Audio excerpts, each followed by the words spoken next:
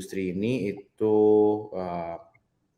7-8 tahun lah gitu. Jadi dari 2015 gitu. Oke, oke. Nah, mungkin teman-teman sini udah nggak sabar buat dengerin materi dari Kak Hiro. Jadi aku langsung aja persilahkan Kak Hiro untuk present ya. Oke. Uh, Teman-teman semuanya, thank you waktunya malam ini. Jadi malam ini yang mau saya bahas atau saya jelaskan atau sesi belajar kita ini sebetulnya santai banget. Jadi tidak ada materi yang berat atau yang teknis.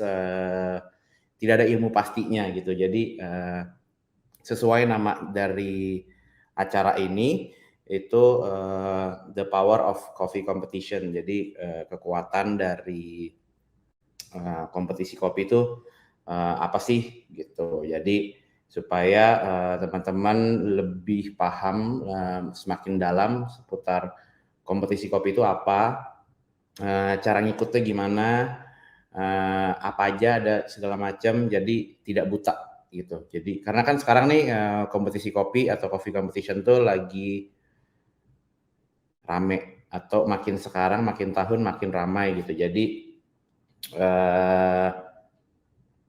biar nggak missing out, biar nggak ketinggalan, supaya tahu apa sih coffee competition gitu. Jadi kita mulai dari slide yang pertama. Oke, jadi sorry, jadi yang pertama itu saya ingin membreakdown apa sih coffee competition. Jadi kompetisi kopi itu apa gitu. Menurut saya, menurut pengalaman saya, kompetisi kopi itu adalah sebuah proving and promotional ground. Apa sih itu? Proving dan promotional ground itu adalah sebuah lahan atau media untuk pembuktian dan promosi. Jadi kompetisi kopi itu adalah lahan untuk pembuktian dan promosi. Nah, lalu yang dibuktikan dan dipromosikan itu apa? Gitu. Nah, sesuai di presentasi di gambar ini ada 3. Yang pertama itu self atau diri sendiri. Jadi coffee competition itu untuk diri sendiri. Tentu sebagai barista kemampuan teknis itu sangat penting. Makanya melalui kompetisi kita dapat membuktikan diri kita itu sudah sampai mana sih gitu. Atau sudah sejauh apa kemampuan kita. Kesimpulannya, kompetisi menjadi media untuk membuktikan diri sendiri gitu. Jadi untuk melihat kita tuh ada di mana. Itu untuk diri sendiri. Yang kedua adalah untuk sebuah company atau sebuah brand. Jadi untuk sebuah perusahaan atau sebuah brand. Ini buat teman-teman yang memang punya usaha atau punya merek sendiri, punya cafe, punya roastery, atau starting up your own company. Kenapa coffee competition itu penting? Itu karena pentingnya adalah masalah branding dan exposure. Jadi ngomong gampangnya persoalan menaruh nama di industri ini gitu, supaya semakin dikenal atau semakin diketahui oleh orang banyak. Jadi ngomongnya seperti persoalan menjejakkan kakinya di industri ini gitu. Jadi kompetisi adalah media untuk menjaga eksistensi dari sebuah company atau brand. Jadi kalau ini kita ngelihat dari sisi company atau brand. Lalu yang ketiga itu adalah produk or innovation. Jadi kompetisi itu sangat disorot. Kompetisi kopi itu sangat disorot oleh orang-orang kopi, oleh orang-orang yang bekerja di industri kopi, oleh orang-orang yang orang-orang industri kopi gitu. Jadi makanya sebab itulah promosi atau pengenalan sebuah produk atau inovasi baru itu tuh adalah hal yang sangat lumrah atau hal yang sangat wajar dilakukan di dalam kompetisi gitu. Jadi oleh sebab itu summary-nya, what is coffee competition? Kompetisi kopi itu apa sih? Kompetisi kopi itu adalah media untuk membuktikan dan juga mempromosikan. Apa sih yang dibuktikan dan apa sih yang dipromosikan? Ada 3 macam. Ada diri sendiri, ada perusahaan atau merek, dan yang ketiga adalah produk atau inovasi baru. Jadi itulah coffee competition gitu. Kita perlu tahu ini supaya kita tahu apa gitu. Jadi kita tidak cuma sekedar taunya lomba kopi gitu, tapi kita tahu ini secara besarnya. Next itu adalah sebetulnya ini soal merenung. Jadi menurut saya ini pre-competition thoughts atau pemikiran-pemikiran yang bisa kita pertimbangan lah. Jadi kayak pertimbangan sebelum kompetisi. Penting, kenapa? Karena supaya kita bisa berkompetisi dengan maksimal lah. Gitu. Yang pertama, itu menurut saya adalah find purpose. Jadi sebelum ikut lomba kita harus find purpose atau mencari tujuannya apa. Karena kalau nggak ada tujuannya, ya buat apa ikut lomba gitu. Artinya belum waktunya ikut lomba di kopi gitu. Kita ngambil contoh, mungkin saya pas tahun 2017 itu saya pertama kali ikut lomba. Lalu tahun 2018 saya ikut lomba lagi. Tujuan saya adalah sesuai yang slide pertama, yang ini nih, self gitu. Tujuan saya adalah self. Kenapa? Karena saya menggunakan lomba itu sebagai media untuk belajar.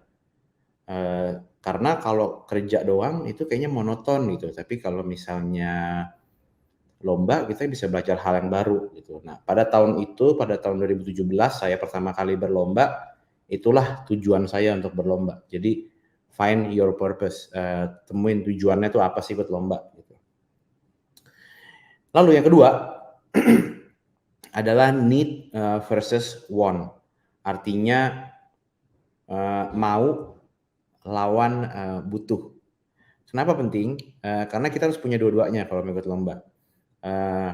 Jangan cuman mau.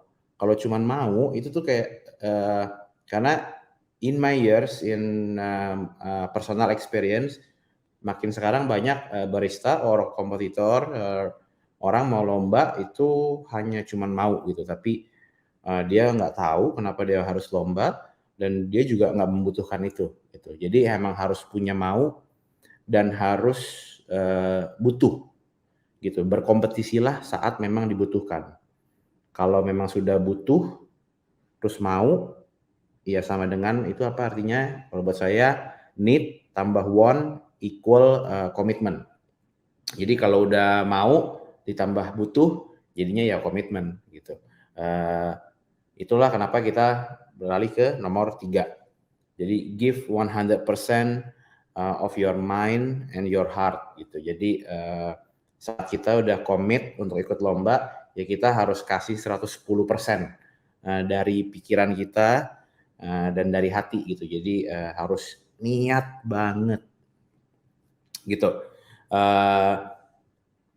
Lalu yang keempat, ini penting banget. Kompetisi kopi itu kalau teman-teman lihat nih, apapun dimanapun itu biasanya kelihatannya cuma satu orang yang lomba di depan. Tapi sebetulnya kompetisi kopi itu jauh sama sekali bukan lomba yang individual, melainkan team game atau lomba yang membutuhkan tim. Kita tidak bisa lomba sendiri. Even lomba yang sesimpel cup taster yang cuma nyoba-nyobain itu pun nggak bisa sendiri. Itu butuh partner untuk latihan gitu. Jadi kompetisi bukanlah hal yang individu. Kita tidak akan bisa ikut kompetisi kopi sendiri. Jadi kita harus cari teman, kita harus cari tim gitu. Butuh teammate, butuh teman tim, butuh coach. Silahkan cari sesuai kebutuhan teman-teman. Tapi jangan kebanyakan juga. Jadi pilihlah orang yang tepat dan percaya sama temennya atau coachnya gitu. Karena kalau kita nggak percaya sama tim kita atau coach kita, lombanya akan berantakan deh gitu. Jadi choose the right team. Lalu yang kelima itu pertimbangan sebelum ikut lomba, menurut saya sebuah dilema. Sebuah dilema tapi dilema yang realistis gitu. Kompetisi kopi itu kalau yang kita lihat pasti sebuah kompetisi yang diadu tuh orangnya, baristanya. Nah, tapi menurut saya pribadi, coffee competition is a battle of resources. Artinya apa? Kompetisi kopi itu adalah pertarungan sumber daya. Sumber daya apa? Sumber daya manusia, sumber daya finansial, dan sumber daya waktu, dan sumber daya koneksi. Jadi pertarungan empat macam sumber daya gitu. Bukan hanya manusianya aja, tapi pertarungan finansial, waktu, dan koneksi gitu. Jadi it's a battle of resources. Makanya kita butuh tim, kita butuh teammate, kita butuh coach yang tepat. Karena ya 5 hal ini adalah 5 hal yang penting untuk dipertimbangkan sebelum kita mengikuti perlombaan atau memutuskan untuk ikut lomba. Kayak gitu. Kita next. Nah, lalu yang next ini sedikit lagi beberapa notes soal perlombaan yang apa ya? Yang perlu bukan perlu dipertimbangkan. Jadi perlu tahu lah. Jadi kalau bahasa singkatnya FYI, for your information. Sebelum ikut lomba ada 4 poin ini yang teman-teman semua perlu tahu gitu. Berdasarkan pengalaman saya pribadi dan melihat pengalaman orang-orang lain yang berlomba, yang pertama itu adalah, ini bukan kelas motivasi ya, jadi saya bukan memotivasi, tapi ini berdasarkan pengalaman. Yang pertama itu adalah win is a bonus. Jadi menang itu bonus. Jadi jangan berlomba hanya untuk menang. Ya kita tidak munafik lah, namanya lomba pasti ada juara, pingin jadi juara, pingin menang. Tapi jangan berlomba hanya untuk menang.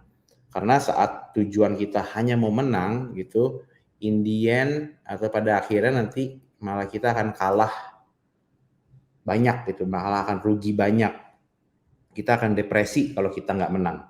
Jadi menang itu adalah hasil. Menang itu adalah bonus. Jadi menang itu adalah hasil dari latihan, hasil dari kerja kerasnya. So if you don't win, ya it means artinya ada orang lain yang kerja kerasnya lebih banyak. Ada orang lain yang jauh lebih kasih effort dibandingin kalian gitu. Jadi menang itu bonus. Menang itu adalah hasil. That's very important. Makanya kenapa yang saya bilang seperti yang poin yang tadi, nomor 1, it's very important to find purpose. Sangat penting untuk mencari tujuannya apa ikut lomba.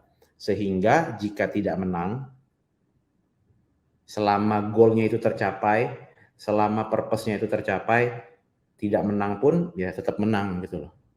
Jadi misalnya, ya buat saya dulu itu tahun 2017 saya pokoknya mau belajar. Karena dengan kita ikut lomba, saya bisa belajar banyak-banyaknya. Jadi biarpun nggak menang waktu itu, saya tetap puas, saya tetap happy karena purpose saya terpenuhi atau tujuannya terpenuhi. So itu nomor 1 yang penting. Win is a bonus. Yang kedua itu adalah biggest competitor is yourself.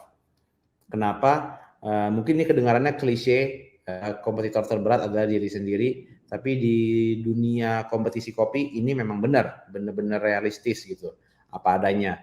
Kenapa? Karena kita tidak pernah tahu betapa keras kompetitor lain latihan.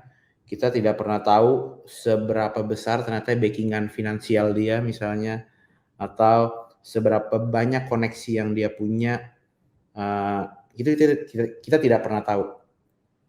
Kalau kita ibaratnya lomba atau balapan mobil F1 gitu atau MotoGP, sesama kompetitor, sesama pembalap itu tahu mobilnya orang lain tuh cc-nya berapa, speknya apa.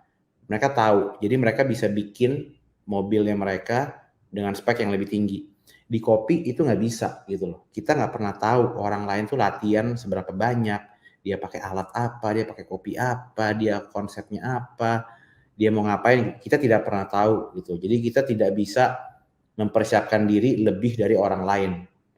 Di dunia kopi, kompetisi kopi menurut saya seperti itu. Kita tidak bisa mempersiapkan diri lebih dari orang lain. Makanya kompetitor terberat adalah diri sendiri. Jadi fokus on yourself, karena tadi pertama udah punya purpose, udah punya tujuan mengikut lomba, fokuslah untuk mendapatkan tujuan atau mencapai tujuan kalian gitu. Jadi fokus on yourself, keluar dari zona nyaman dan latihan gitu. Do research, belajar hal baru, be the best version of yourself. Menurut saya begitu. Ketiga, competitors itu bukanlah musuh. Kenapa begitu? Karena menurut saya di dunia F&B, terutama dunia kopi, itu dunianya sempit gitu. Kompetitor itu hanya musuhan di panggung selama 5 menit, 10 menit, 15 menit, atau maksimal 1 hari itulah jadi musuh gitu.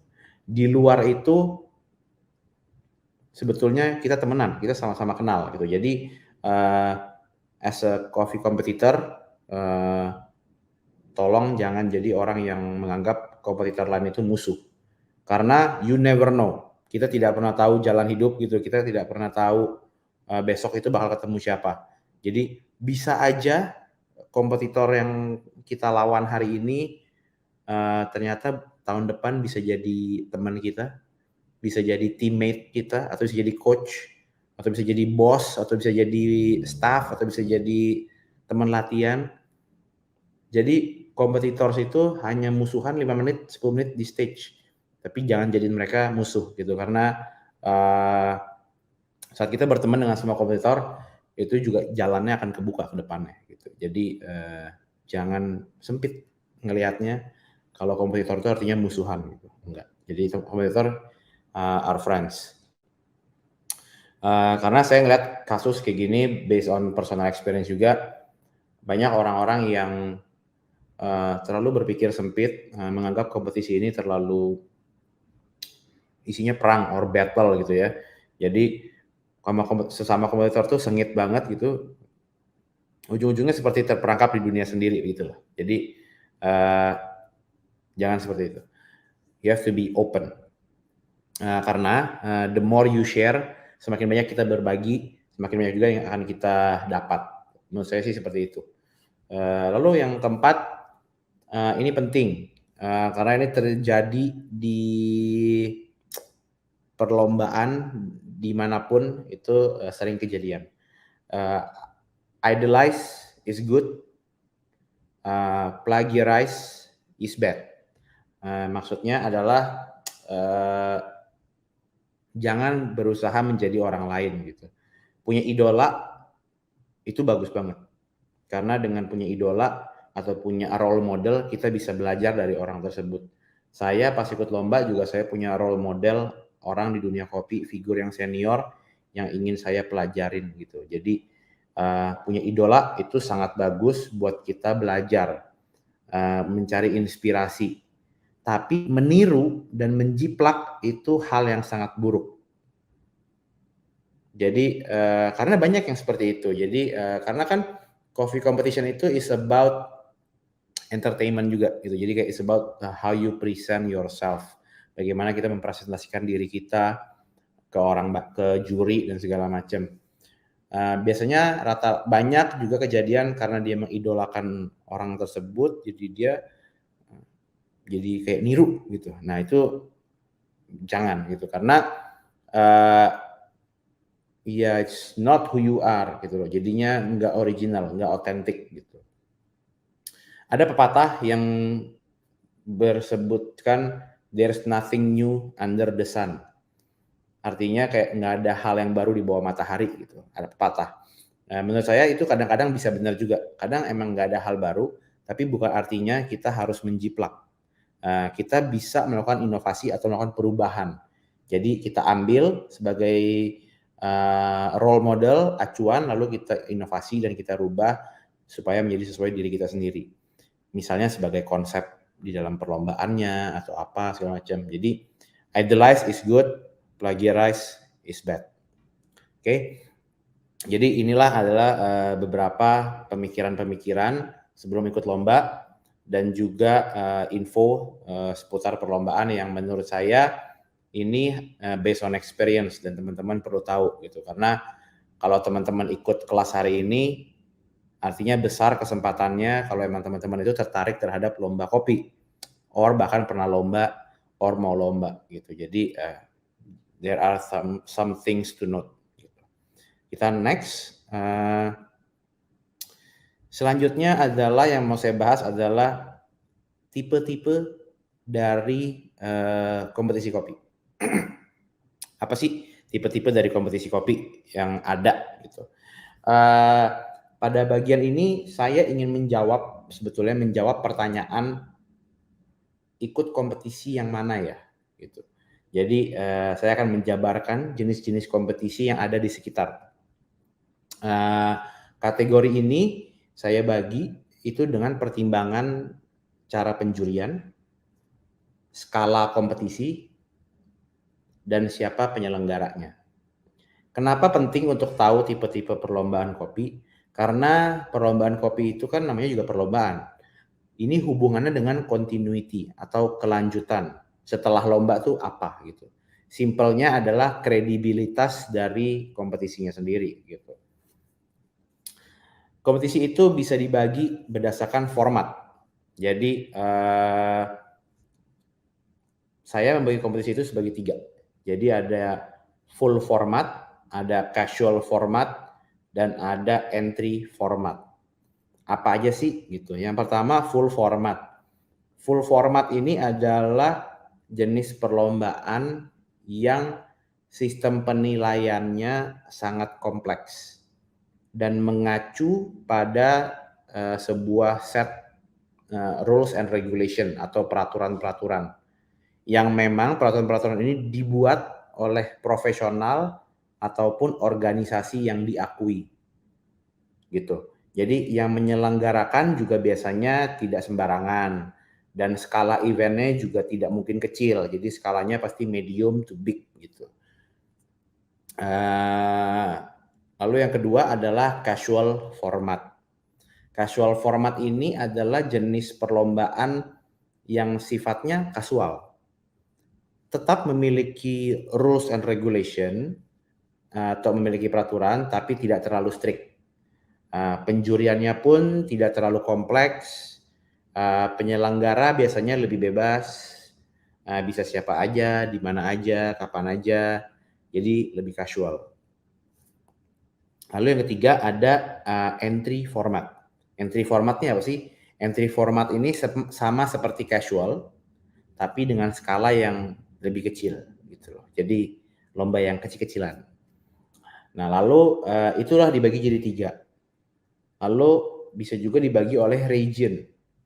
Region itu adalah pemisah aja. Jadi ada lomba yang sifatnya misalnya domestik atau internasional atau dipisahkan berdasarkan daerah gitu. Nah kita ngambil contoh sekarang. Full format domestik. Apa sih lomba-lomba full format domestik gitu. Nah tadi balik lagi, lomba-lomba ini dipisahkan jenis-jenisnya kenapa? Supaya teman-teman tahu harus ikut yang mana gitu loh. Supaya tahu kadang mau ikut lomba mulai dari yang mana dan ikut yang mana gitu. Emang salah kalau ikut lomba langsung yang gede banget gitu?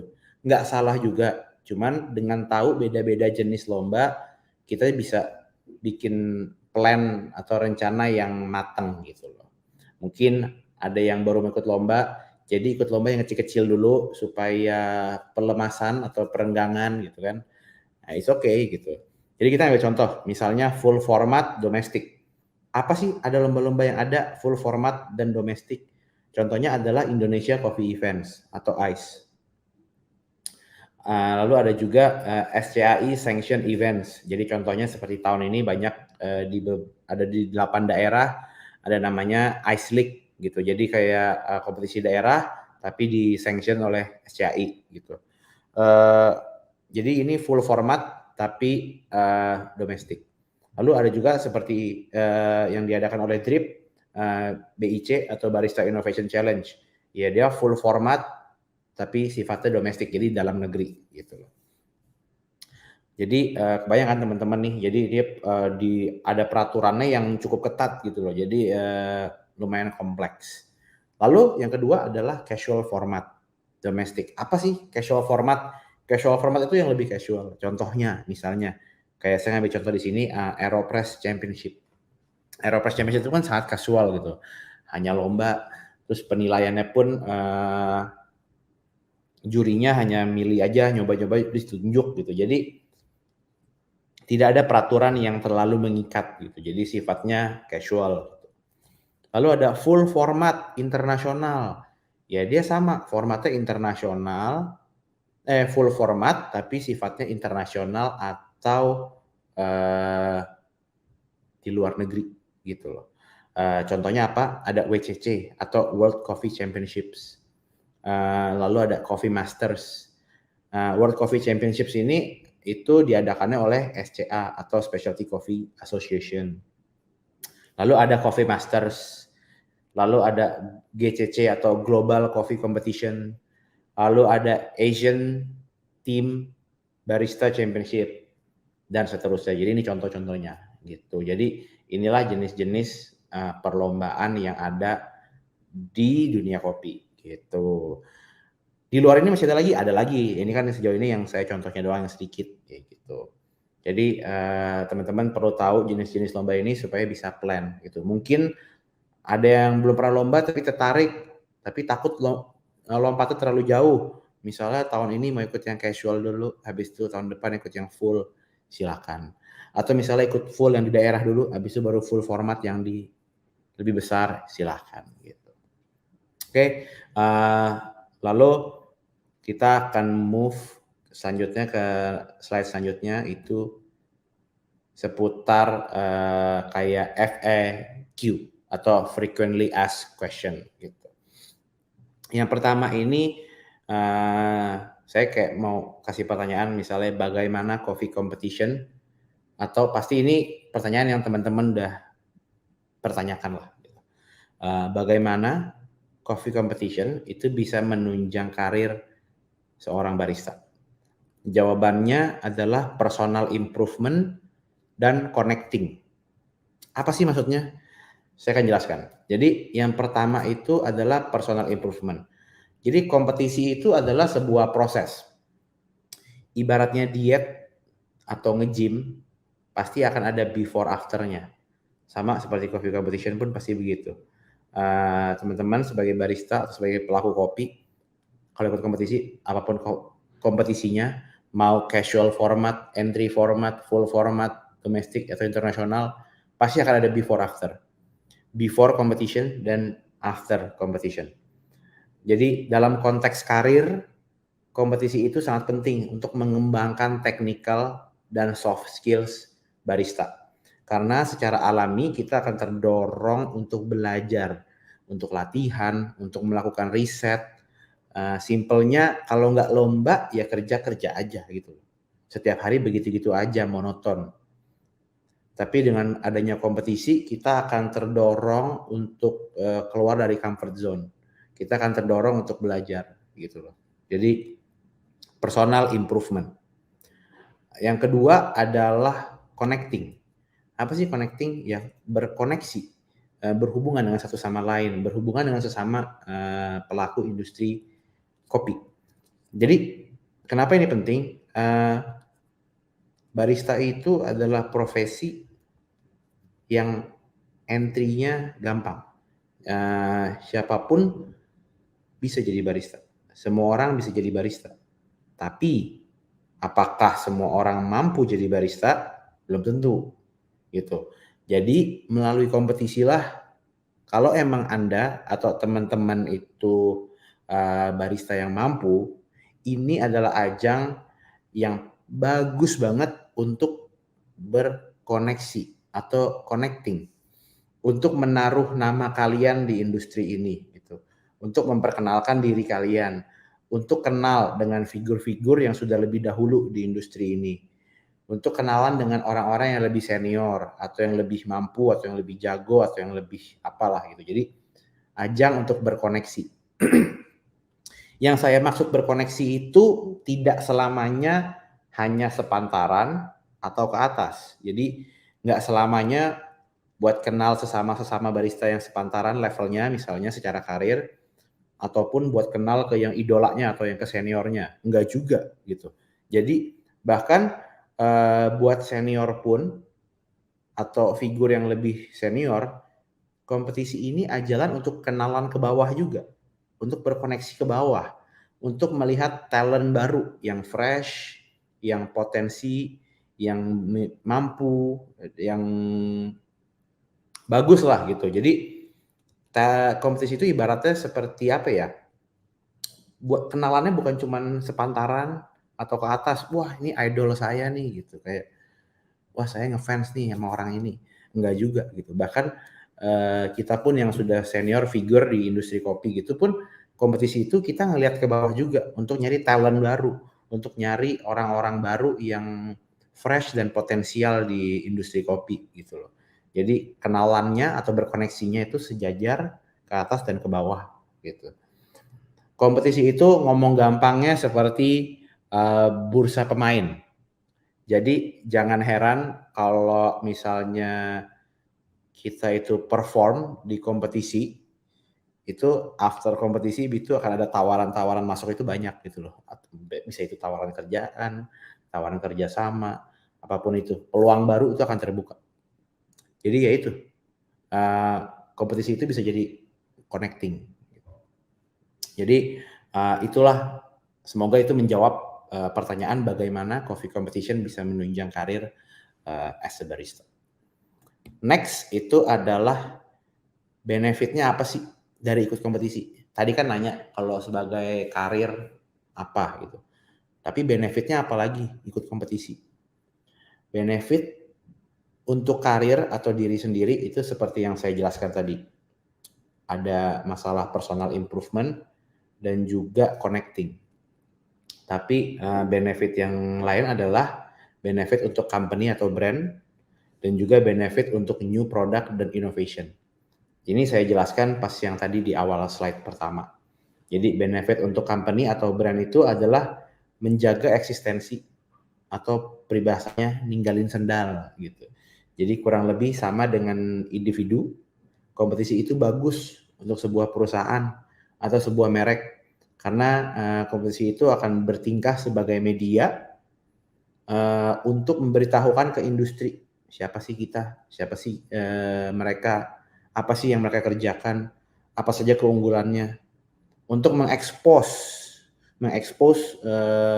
mereknya atau company-nya atau perusahaannya gitu. Tentunya dengan after effect-nya dari perlombaan ini, karena semakin diketahui, semakin dikenal oleh orang, semakin ditahu khalayak orang banyak, ya tentunya harapannya after effect dari perlombaan ini nantinya ujung-ujungnya ke improve in sales gitu ya, sebagai company gitu kan. Lalu yang kedua adalah benefit untuk new product and innovation. Itu tidak perlu dipaksa gitu. Jadi kompetisi itu adalah tidak perlu dipaksa pun kompetisi itu sudah mencuri perhatian dari orang-orang yang bekerja di dunia kopi atau pelaku industri kopi. Jadi kalau ada inovasi baru, produk baru, pasti orang itu akan ngelihat ke kompetisi. Pasti akan dilihat gitu, pasti akan diperhatikan gitu loh. Makanya kompetisi adalah panggung yang sangat bagus untuk debut produk baru, inovasi baru, dan segala macam. Jadi itu benefit lain dari kompetisi. Nah, pertanyaan selanjutnya atau preset pertanyaan selanjutnya adalah apa saja sih kriteria kompetisi yang bagus untuk diikuti? Nah, jawabannya itu seperti yang saya sudah jelaskan tadi di nomor ini, tipe-tipe kompetisi. Cuman bedanya ini kita harus bertanya pada diri sendiri. Jadi kita udah siapnya ikut yang mana. Gitu. Pertimbangannya biasanya berdasarkan format perlombaannya, skala event, dan siapa penyelenggaranya. Gitu. Karena kredibilitas dari sebuah event atau kompetisi itu sangat penting. Gitu. Karena kita ngomong kasarnya nih, penyelenggaranya juga asal, nggak jelas siapa gitu. Ya juara satu buat apa gitu loh. Juara satunya apa gitu loh. Jadi kredibilitasnya dipertanyakan. That's why sebagai kompetitor pun kita jangan membuang-buang waktu di situ gitu. Jadi jangan buang-buang waktu, energi dan segala macam buat ikut lomba tapi lombanya pun tidak legit atau tidak kredibel. Gitu. Jadi pertimbangkanlah format kompetisinya, skala eventnya, dan siapa penyelenggaranya. Selanjutnya adalah skill apa saja yang disiapkan untuk mengikuti kompetisi. Sorry, saya minum dulu. Nah, menurut saya pribadi, ini pertanyaan yang sering ditanyakan. Skill apa sih yang perlu disiapkan untuk ikut kompetisi? Jawaban saya adalah pada dasarnya skill seorang barista itu yang mutlak atau yang wajib itu ada 3.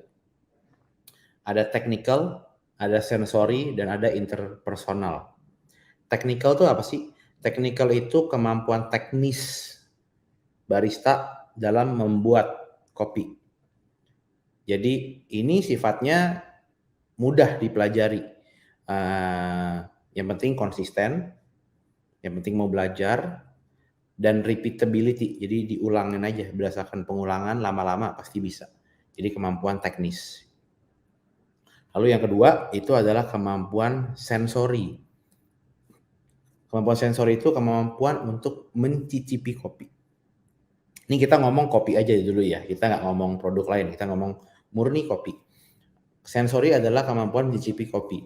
Bahkan sensori itu malah salah, maaf. Bahkan tidak perlu kopi, apapun itu.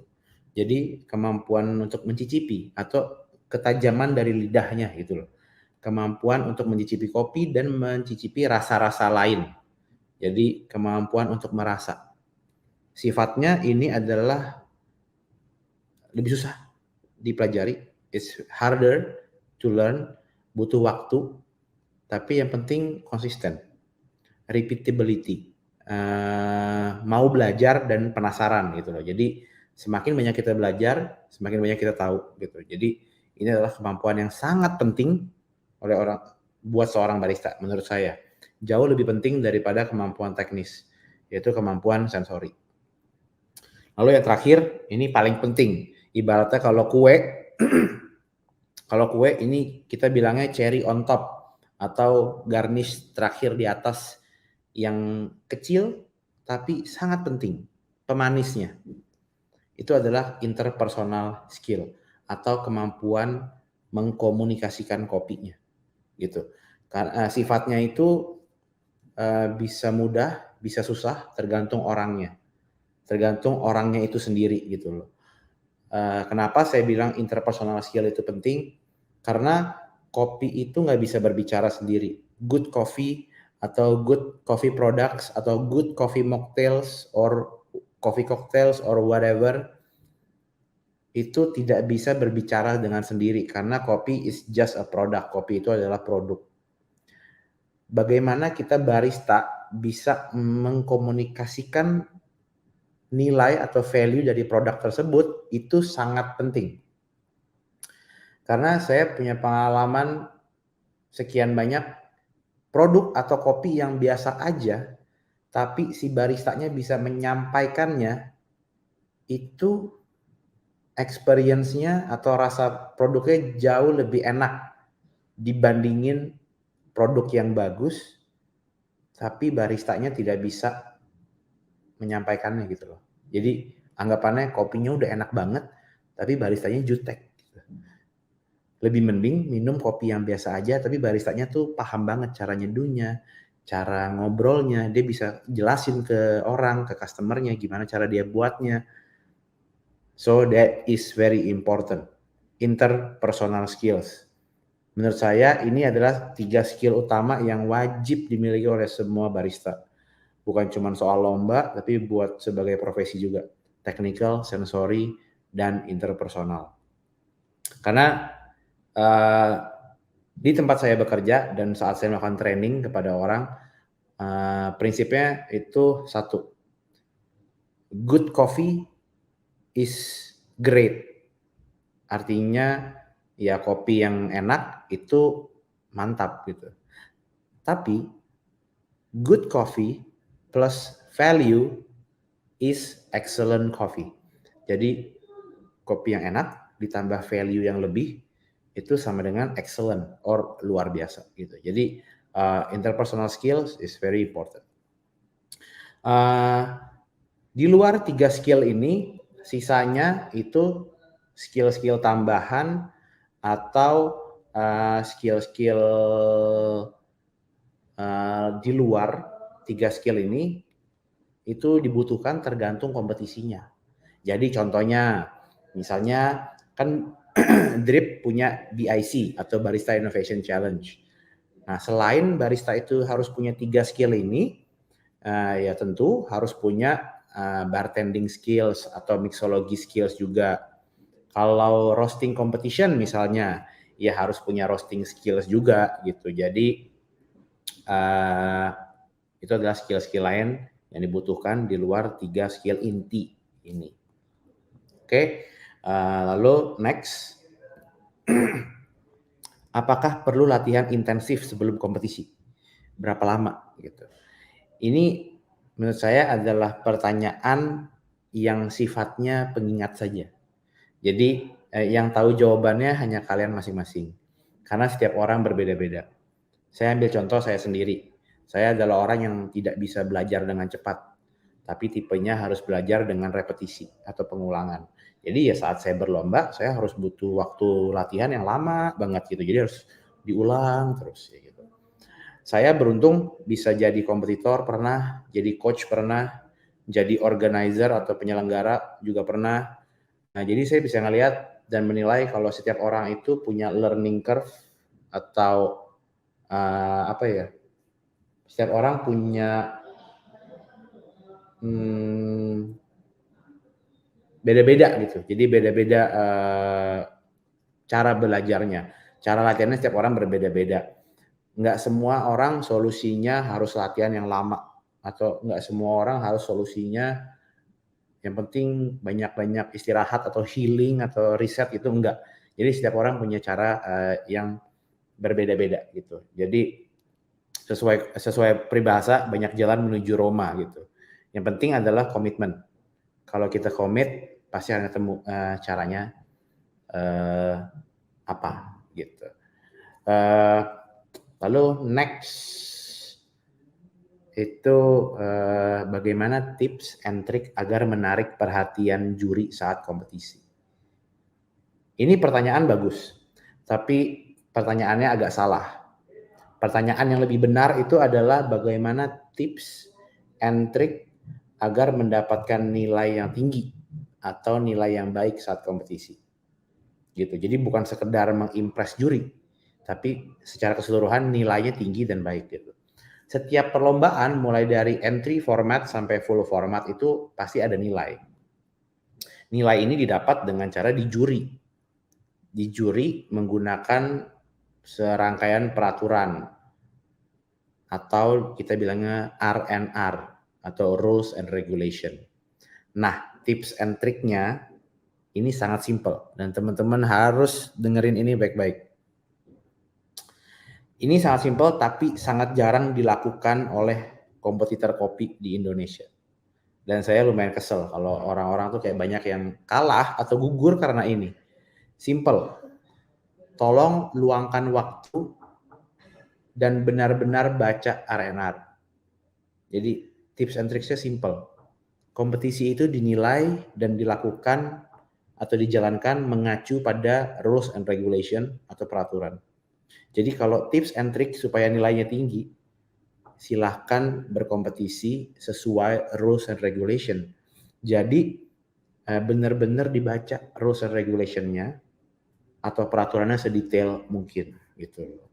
Kompetisi itu sebuah permainan yang dimainkan dengan peraturan-peraturan yang berlaku.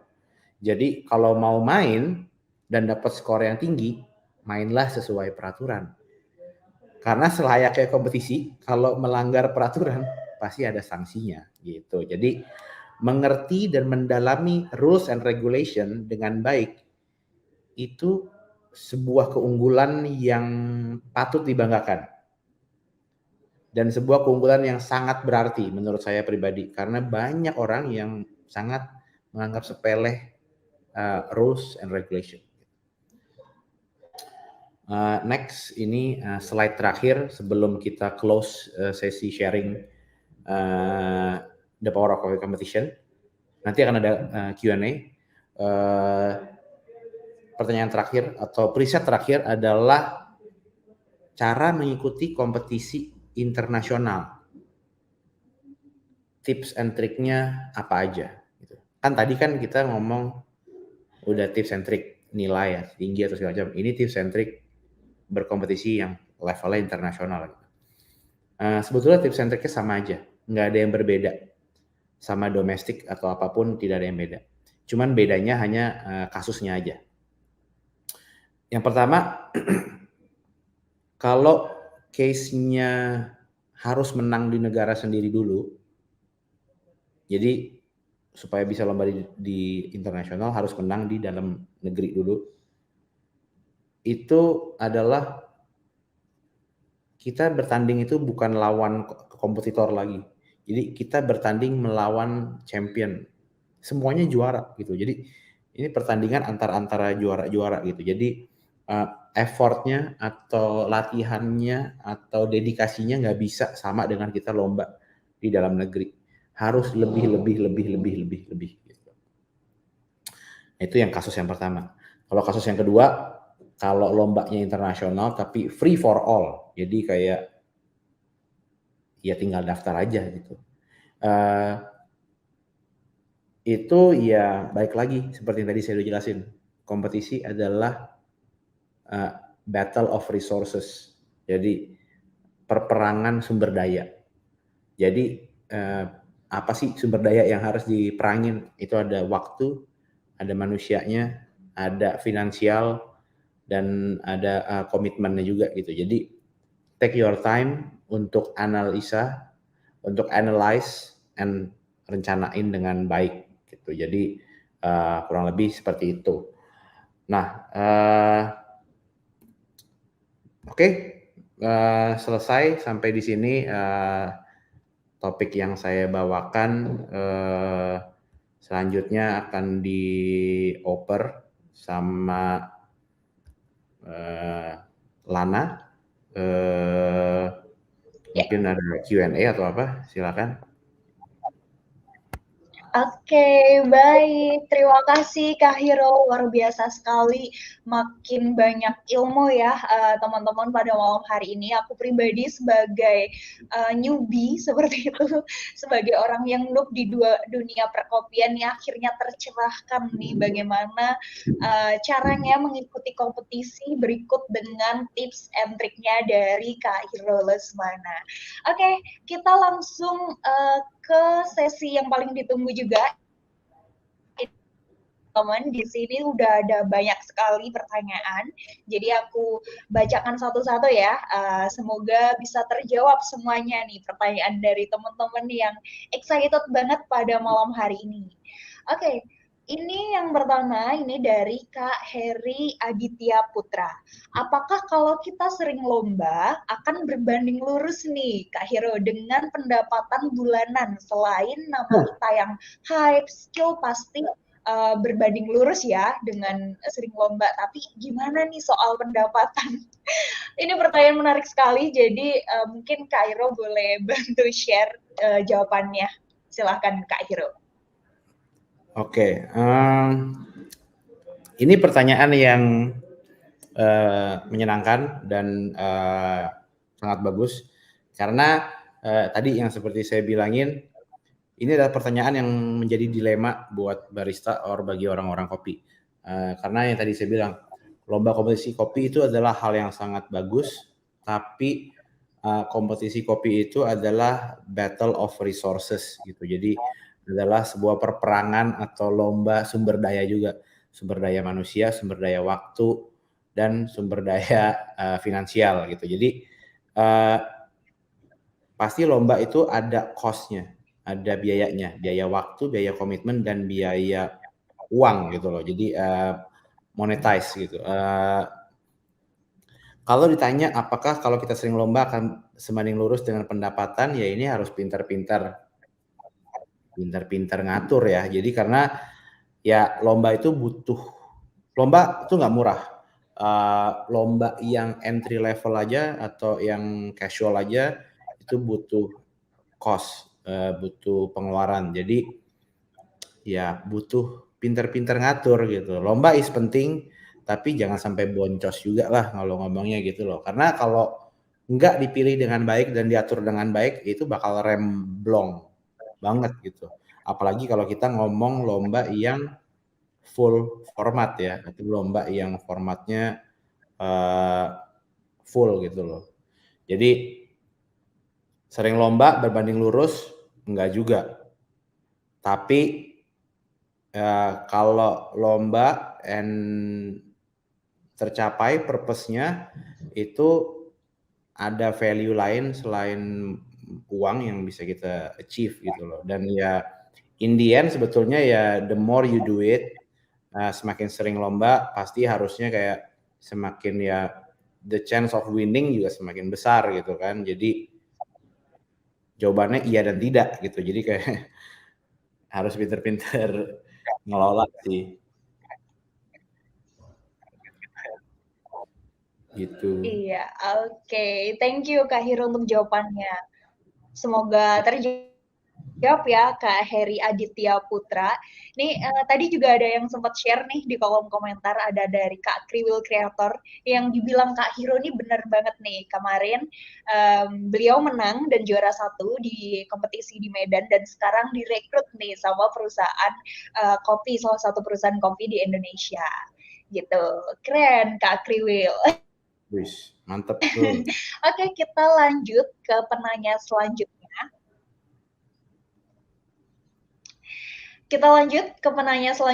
Di sini ada dari Kak Uti nih. Ini pertanyaannya menarik juga. Kalau usia kita 29 belum pernah ikut kompetisi sama sekali, supaya pede gimana ya Kak Hiro? Secara yang muda ini lebih banyak nih biasanya kalau dalam kompetisi kopi. Silahkan Kak Hiro untuk dijawab. Okay. Menurut saya sih ya mungkin jawabannya klise atau apa yang kayak umur tuh jangan jadi batasan. Tapi in terms of coffee competition menurut saya justru jangan berkecil hati gitu karena yang muda juga belum tentu juga artinya bisa peluangnya lebih besar untuk menang gitu atau enggak juga. Makanya saya bilang ini masalah komitmen, masalah ya itu banyak halnya gitu. Jadi bukan cuman perperangan umur gitu. Jadi kayak umur nggak masalah gitu.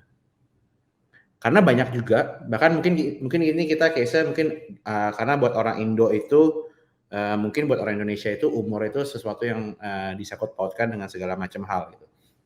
Padahal sebetulnya di luar negeri apalagi lomba kopi itu benar-benar tidak ada hubungannya sama umur gitu. Bahkan banyak yang udah menang lomba lagi, yang udah tua lomba lagi. nggak ada habisnya gitu. Jadi umur is not a problem karena yang penting komitmen aja gitu.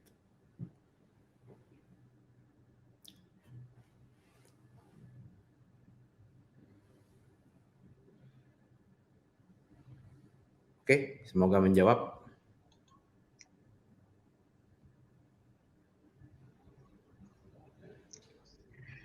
Oke.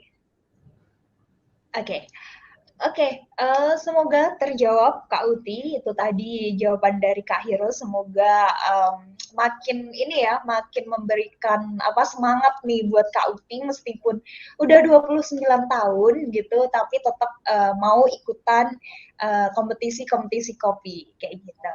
Dan jangan lupa teman-teman, di DRIP kita juga akan ada Barista Innovation Challenge teman-teman, dan tenang aja ini tidak ada batasan usia ya teman-teman. Jadi semua teman-teman boleh join, boleh daftar di website kami yaitu baristainnovationchallenge.com gitu. Oke. Suaraku masuk? Halo? Suaraku masuk? Aman?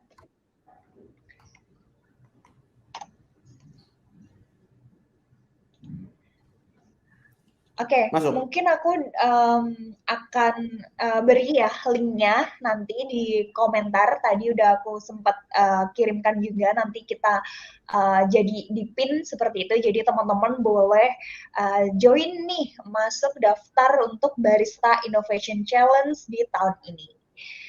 Oke, kita lanjut ke penanya selanjutnya. Ini aku pilih ya, ada beberapa pertanyaan yang menarik. Ini dari Kak Retno Sri Wahyuni. Oke. Apa benar nih Kak Hiro, sebelum ikut lomba kita harus mempertimbangkan siapa jurinya dulu nih? Oke. Silahkan Kak Hiro. Ini sesuatu yang cukup bagus kalau memang bisa dilakukan. Karena seperti yang tadi saya bilang soal kompetisi itu siapa penyelenggaranya itu penting. Karena itu berhubungan dengan kredibilitas dari lomba. Siapa yang jadi juri itu pun juga penting karena itu berhubungan dengan kredibilitas dari lombanya tersebut gitu. Jadi kalau kita tahu siapa jurinya, kita memang tahu dia sebuah figur atau memang figur yang prominent di dunia kopi gitu. Ya itu hal yang bagus gitu loh. Karena ya balik lagi, buat apa kita capek-capek or kita invest waktu, tenaga, uang dan komitmen, tapi kalau misalnya lombanya atau jurinya pun ya mohon maaf kayak nggak sebagus itu juga gitu loh. Jadi sebetulnya benar sebelum ikut lomba perlu tahu mempertimbangkan jurinya, itu benar juga. Karena jadi ibaratnya kita tahu siapa yang akan nanti kita present, kita tahu siapa yang nanti akan menilai kita gitu. Mungkin di beberapa perlombaan yang sifatnya kita berinteraksi langsung dengan jurinya, kita jadi tahu lebih dahulu bagaimana berhubungan dengan orang tersebut. Jadi it's a good one kalau misalnya memang bisa tahu siapa jurinya, bisa tahu itu bagus gitu. Karena in the end sebetulnya juri itu akan memberikan feedback atau penilaian gitu loh. Juri yang kredibel atau juri yang baik, penilaiannya dan feedbacknya pun sifatnya valid gitu loh. Karena kita akan belajar dari apa yang sudah dinilai oleh juri gitu. Jadi kalau jurinya kredibel, ya penilaiannya pun dan feedbacknya valid gitu. Itu sih, semoga menjawab.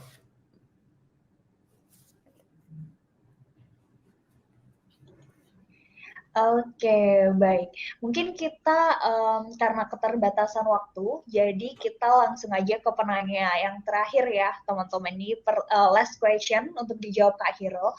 Buat teman-teman yang belum terjawab pertanyaannya, jangan sedih mungkin karena kita akan terus ada di mungkin boleh lah beberapa lagi karena Gimana, baru baru 8.20. Jadi ya 3 lagi boleh lah. Oke, boleh. Jadi nih ada extend nih dari Kak Hiro, ada bonus nih. Jadi ini 3 penanya terakhir ya. Oke, baik banget nih Kak Hiro. Thank you. Oke, kita lanjut kalau gitu ke 3 penanya terakhir. Ini yang menurut aku menarik nih dari Koh Afu. Oke, bentar. Kayaknya aku salah klik, sorry. Oke, ini dari Kak Gilang Utama Ramadan. Nah, Kak, saya brewers dari Karawang dan masih terus belajar untuk menjadi brewers terbaik. Yang ingin ditanyakan oleh Kak Gilang adalah tanggapan Kak Hiro tentang juri yang banyak dibilang subjektif nih, apalagi juri lokal nih. Gimana nih tanggapan dari Kak Hiro? Oke.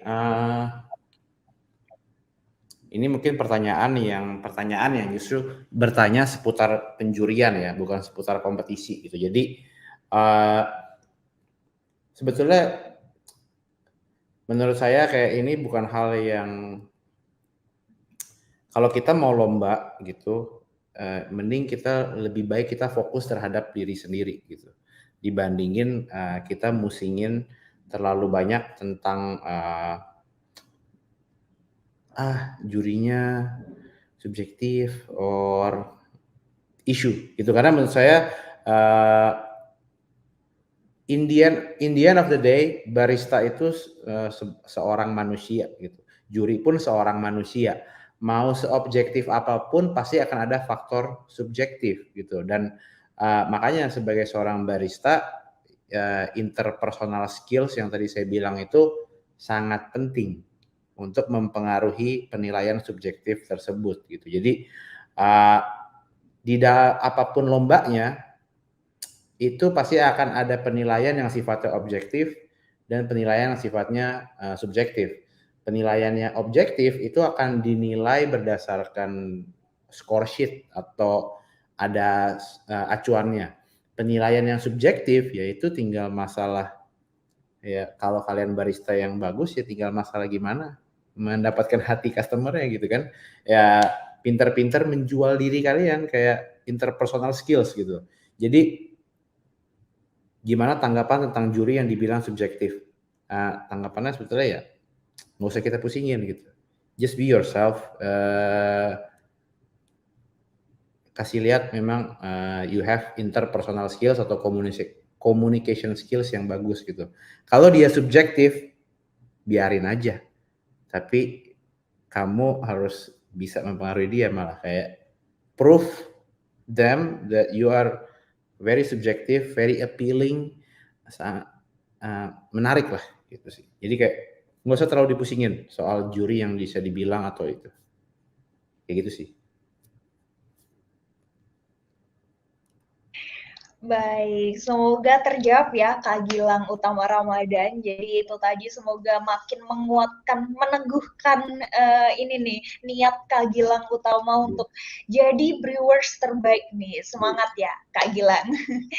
Oke, selanjutnya 2 penanya terakhir nih. Aku ada pertanyaan menarik juga dari Kawini Safa. Apakah barista perlu sertifikasi khusus untuk mengikuti lomba nih? Mungkin boleh di-sharing kali ikut kompetisi itu seperti apa? Menurut saya ini pertanyaan yang bagus karena sebetulnya lomba itu adalah sertifikasinya si barista. Jadi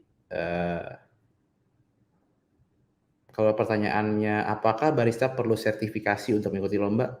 Tidak. Jadi lomba itu adalah sertifikasinya barista. So cari lomba yang kredibel, lomba yang valid, itulah sertifikasinya kamu gitu loh. Gitu sih, as simple as that. Oke, baik. Terima kasih Kak Hiro untuk jawabannya. Nah, ini penanya kita yang terakhir. Ini ada dari Kak Mona Darwin. Aku juga penasaran nih, Kak Hiro. Oke, idolanya Kak Hiro di dunia kopi ini siapa sih sebenarnya?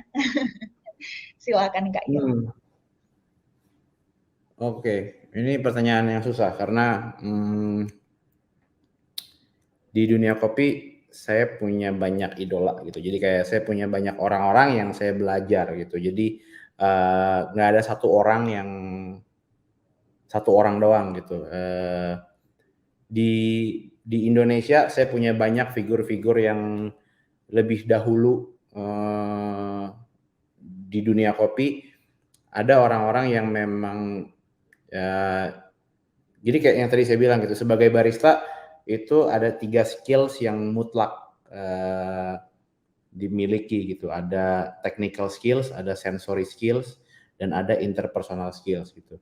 Nah, idola-idola yang saya idolakan itu banyak karena tiap orang ada punya keunggulannya masing-masing gitu. Jadi kayak ada idola yang memang saya idolakan karena interpersonal skills-nya dia itu bagus banget gitu. Jadi contohnya misalnya di luar negeri ada orang Taiwan, dia juara tahun 2017 atau 2016 ya, namanya Chad Wang.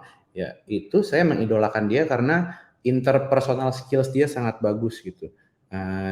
Terlepas dari kemampuan sensori dan technical skills-nya, tapi interpersonal skills-nya sangat bagus. Gimana dia mempresent diri dia, gimana dia membawakan diri dia, gimana dia menyampaikan message-nya dia, itu sangat bagus gitu. Lalu ada di tempat lain juga yang saya idolakan technical skills-nya gitu, karena memang dia secara technical jago banget gitu. Jadi nggak ada idola satu orang gitu, tapi ya akumulasi lah. Oke, thank you banget nih Kak Hiro atas Thank you sesinya, juga. luar biasa banget nih dari tadi awal materi sampai sesi Q&A, bahkan kita diberi extra time sama Kak Hiro, dapat 3 tambahan penanya kayak gitu ya. Untuk teman-teman, aku ingatin sekali lagi, aku present sekali lagi ya, kalau sesi ini Drip Give Back ini adalah program CSR dari Drip Flavor, dan teman-teman yang hadir pada malam hari ini berhak mendapatkan giveaway ini teman-teman. Aku share lagi untuk informasi mengenai giveaway-nya di sini. Nah, teman-teman di sini untuk 5 orang yang beruntung ini berhak mendapatkan giveaway, yaitu mendapatkan 2 botol Drip Home Cafe ukuran 100 ml dan 1 kaleng ramu. Ini adalah inovasi terbaru ya dari Rasa Group. Ini adalah bir non alkohol yang baru aja kita launching, dan teman-teman bisa merasakan nih, menjadi yang pertama kali merasakan bir kita kayak gitu, bir non alkohol. Sorry. Jadi kita sudah ada sertifikasi halal teman-teman. Nah, caranya gampang banget. Ini teman-teman syaratnya adalah teman-teman upload keseruan teman-teman belajar bersama Kak Hiro Lesmana di Drip Give Back Class pada malam hari ini. Dan jangan lupa tag dan follow akun @dripflavor, @ramuofficial, Drip Home Cafe, dan @_Hirosan.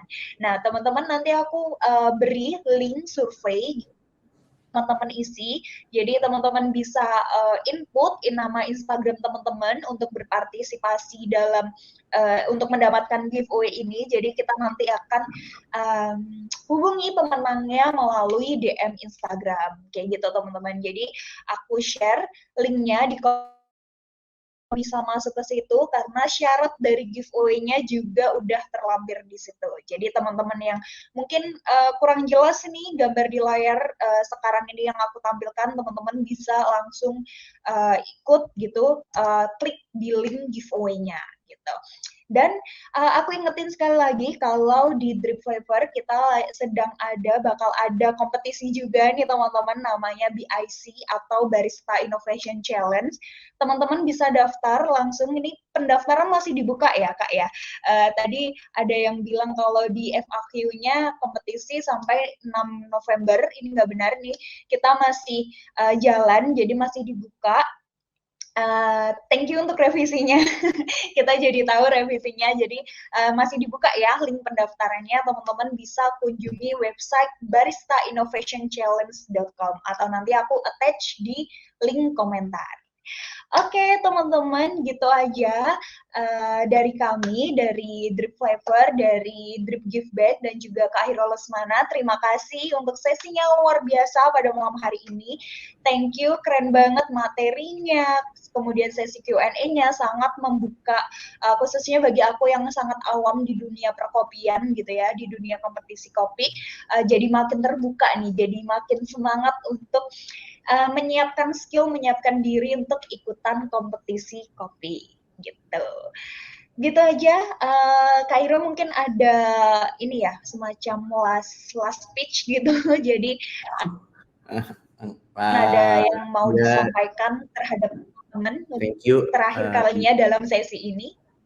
Thank you teman-teman, teman-teman yang sudah datang nonton. Thank you sudah meluangkan waktu. Semoga adalah yang bisa didapetin gitu.